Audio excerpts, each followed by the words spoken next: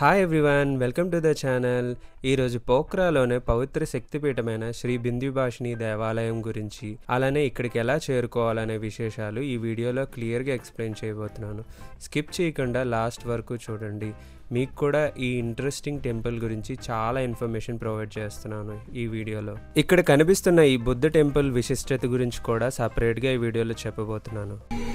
ఇది గుర్తుపెట్టుకో, తర్వాత మాట్లాడుకుందాం. పోఖ్రాలోని శ్రీ బిందుభాషిణి దేవాలయ విశేషాలు మీకు కూడా తెలిస్తే మీరు అక్కడికి వెళ్ళక ముందే ఆలయం పట్ల ఒక మంచి అనుభూతి ఏర్పడుతుంది. పోఖ్రాలోని అత్యంత పవిత్రమైన స్థలాల్లో ఇదొకటి. ఇది ఫెవా సరస్సు, సీటీ నది, పర్వత దృశ్యాల మధ్యలో ఉన్న ఈ ఆలయం ఎంతో పవిత్రమైనది.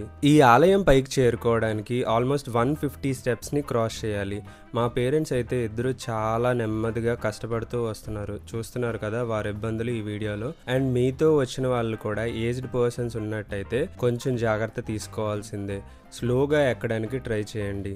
ఈ దేవాలయం 18వ శతాబ్దంలో నిర్మించబడింది. బిందుభాషిణి మాత, అదేనండి దుర్గామాత రూపం ఈ ఆలయంలో ప్రధాన దేవత.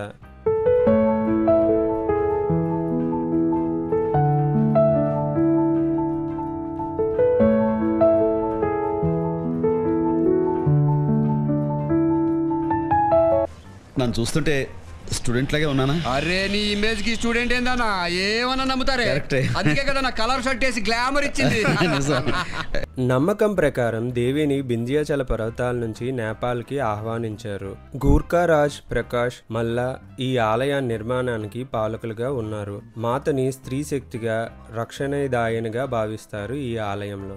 ఈ ఆలయం వెలుపల శ్రీ లక్ష్మీనారాయణ స్వామి, అలానే రాధాకృష్ణుల విగ్రహం, అలానే సీతారాముల విగ్రహం చాలా నిండుగా కనిపిస్తుంది. ఈ వీడియోలో మీరు కూడా చూడొచ్చు.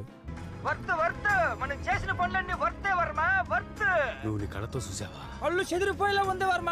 మైండ్ బ్లోయింగ్, ఏరే లెవెల్ వర్మ. నిజానికి ఈ ఆలయం కొంచెం మోడర్న్ శైలిలో కనిపిస్తుంది, కానీ ఇక్కడ ఉన్న భక్తులు మాత్రం పోఖ్రాలో ఉన్న అత్యంత పురాతనమైన దేవాలయంలో ఇదొకటని చెప్తారు. పోఖ్రా సెంటర్ నుంచి కేవలం 2.5 కిలోమీటర్ దూరంలో ఉంటుంది ఈ టెంపుల్. ట్రాఫిక్ని బట్టి ఆటో లేదా ట్యాక్సీ ద్వారా 10 నుంచి 15 నిమిషాల మధ్యన చేరుకోవచ్చు.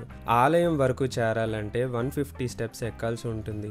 మెట్లు కొంచెం ఎత్తుగా ఉన్నా కూడా మధ్యలో విశ్రాంతి తీసుకున్నట్టయితే చాలా ఈజీగా ఎక్కొచ్చు. పురాణాల ప్రకారం నంది ఒక ధ్యాన స్థితిలో శివుడిని చూస్తూ ఉంటుంది. అతని ధ్యానం అంచెలంచెలుగా శివునిపై కేంద్రీకరించబడి ఉంటుంది. అందుకే ఆయన చెవిలో చెప్పిన మాటలు శివుడి చెవిలో నేరుగా వినిపిస్తాయని భక్తుల నమ్మకం. మీరు శివుడిని దర్శించిన తర్వాత మీ మనసులో ఉన్న కోరికని నంది చెవిలో చెప్పి తర్వాత శివుడిని నమస్కరించినట్టయితే మీ కోరిక తీరుతుందని ఇక్కడ భక్తుల నమ్మకం. నంది అంటే శివుని వాహనం మాత్రమే కాదు, ఆయనకి అత్యంత విశ్వపాత్రుడైన భక్తుడు కూడా. శివుడికి చాలా నికటంగా ఉండే నంది ఆయన సన్నిధిలో ఎప్పుడూ ఉంటాడు. అందుకే మన కోరికల్ని నంది చెవిలో చెప్తే ఆయన వాటిని శివునికి చేరుస్తారని నమ్మకం. ఈ ఆలయాన్ని సుమారు 300 ఏళ్ల క్రితం నిర్మించబడిందని చరిత్ర చెబుతుంది.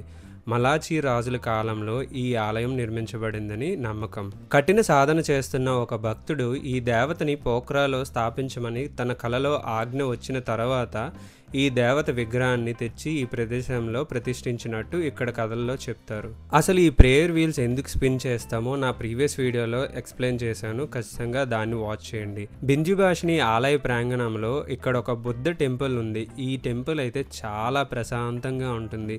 చాలా బుద్ధుని విగ్రహాలు కూడా మీరు ఇక్కడ గమనించవచ్చు. అలానే ప్రేయర్ వీల్స్ని స్పిన్ చేయడం, ఈ చుట్టూ అందమైన గార్డెన్స్, అలానే చిల్డ్రన్ ప్లే ఏరియా కూడా ఉంది. మీరు ఫ్రెండ్స్ అండ్ ఫ్యామిలీతో వచ్చినట్టయితే ఇక్కడ బాగా టైంపాస్ చేయొచ్చు. ఇది ఫొటోస్ తీసుకున్న వాళ్ళకైతే ఒక పర్ఫెక్ట్ లొకేషన్ అని చెప్పుకోవాలి. ఆలయం, పర్వతాలు, గార్డెన్ అన్నీ కలిసి ఒక స్వర్గం లాంటి ప్లేస్ అని చెప్పుకోవాలి.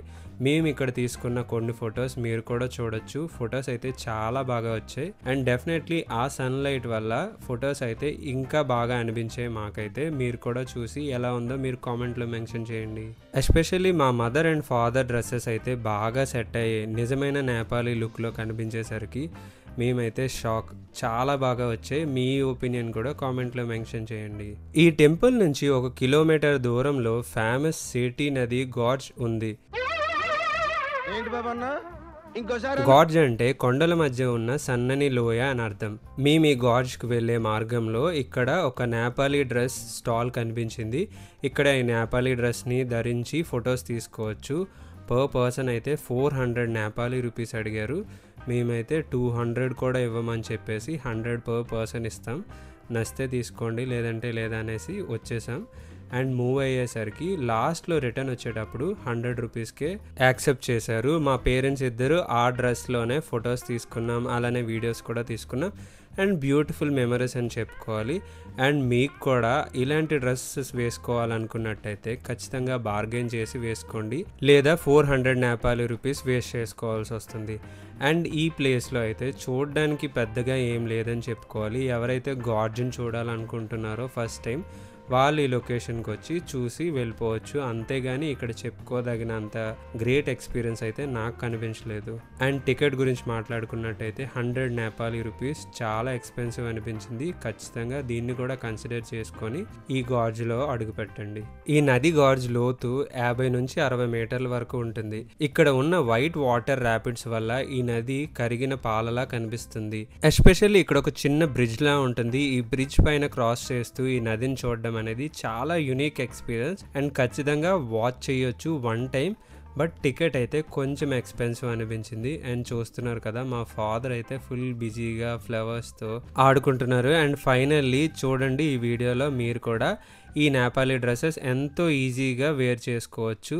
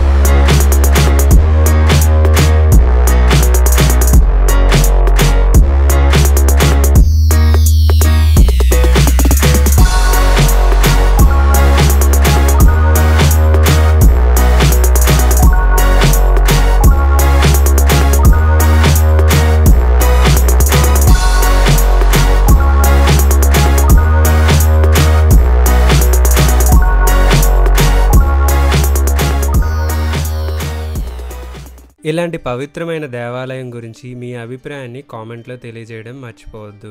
మీరు ఎప్పుడైనా ఈ ఆలయానికి వెళ్ళాలనుకునేటప్పుడు ఈ వీడియో ఖచ్చితంగా మీకు హెల్ప్ అవుతుంది. ఈ వీడియో మీకు నచ్చినట్టయితే ఒక లైక్ చేయండి, మీ అభిప్రాయాన్ని కామెంట్ చేయండి, మీ ఫ్రెండ్స్ అండ్ ఫ్యామిలీ మెంబర్స్తో ఈ వీడియోని షేర్ చేయడం మాత్రం మర్చిపోవద్దు. మరిన్ని ఇలాంటి వీడియోస్ కోసం ఛానల్ని సబ్స్క్రైబ్ చేసుకోండి, నోటిఫికేషన్ బెల్ కూడా ప్రెస్ చేయండి.